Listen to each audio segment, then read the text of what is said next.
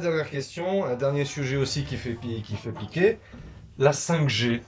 Oui. Alors j'ai vu un dernier post qui est de votre part qui dit que ça y est, ils l'ont installé avance. C'est vrai? Il commence à l'installer. Donc ils commencent à l'installer, mais d'après ce que vous m'avez expliqué, elle n'est pas encore activée, c'est ça? Donc ils placent les modulateurs 5G sur les antennes déjà existantes.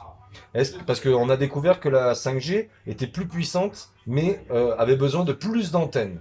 C'était plus court, d'après ce que j'ai compris, les ondes. Les spécialistes disent qu'en fait, ils vont devoir rajouter d'autres antennes et tout ça. Ils n'en ont pas rajouté, là, en ce moment, des antennes.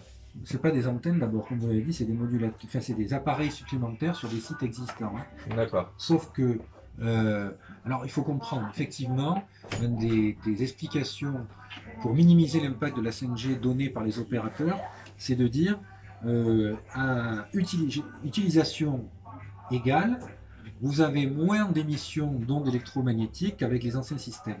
Sauf que vous avez compris que la 5G, c'est pas fait pour avoir une utilisation égale par ailleurs. Mhm. C'est fait pour augmenter encore plus C'est ça. Oui, le notre projet, c'est ça. consommation d'écrans, d'appareils qui émettent des ondes, etc. Donc, c'est une vue de l'esprit de raisonner comme ça.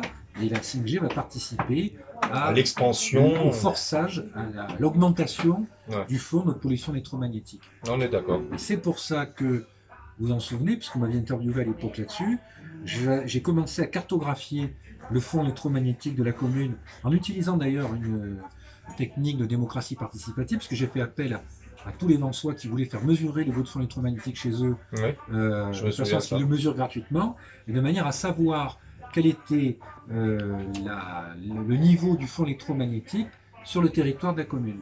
Et ça, Et vous le faites toujours? ben, j'en sais. Ah oui, c'est vrai, c'est vrai, c'est vrai. Vous avez Pardon. oublié que j'avais perdu les élections. C'est vrai, pardon.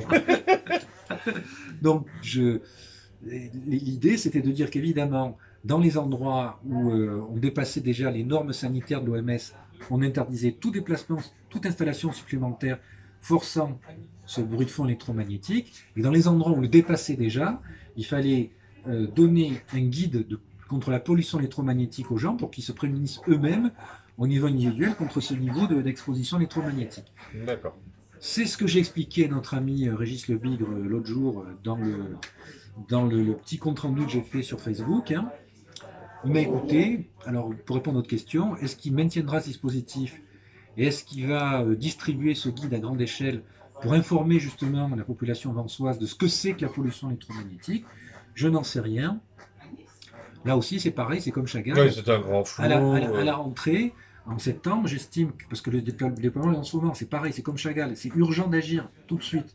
Donc si à la rentrée, il n'y a pas de confirmation que ce dispositif est maintenu et qu'on ne distribue pas des guides d'information aux Vansoises et Vansois, ça voudra dire que la mairie actuelle remet en cause ce dispositif que j'ai eu beaucoup de mal à mettre en place parce qu'à l'époque déjà, je n'étais pas tellement suivi par la majorité dans laquelle j'étais.